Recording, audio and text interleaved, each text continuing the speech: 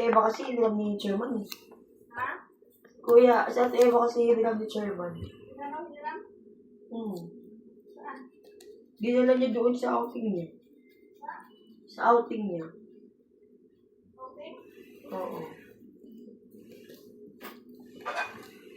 Hinihiram-hiram niya rin, no? Gusto nga Ate Eva yan? Siyempre.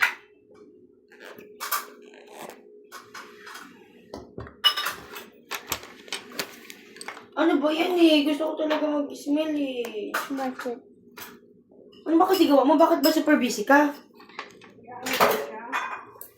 Ano ba yan?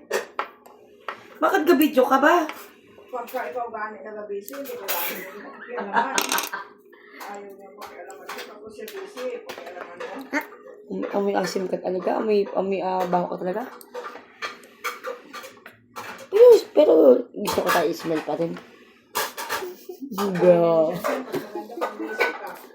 Bro. Visit talaga mami to. Ha? Visit talaga mami to. Visit? Visit talaga mami to. Uy, wag. Bad yun. Bad words yun. Ay, sorry po, Lord.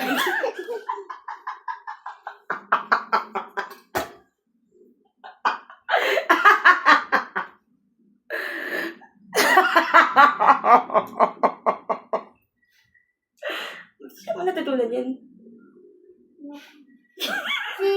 Yung mga friends ko. Huwag ka magsabi ng visit. Bad yun? Opo. Ang ibig sabihin nun, parang you're a pain in the ass. Ano yung pain in the ass? Examine naman na siya eh. Parang ganun yun. Parang ano ba naman kung mami ko, pain in the ass? Ganun ba ako? Hindi. Lord ko yan. Yung sabi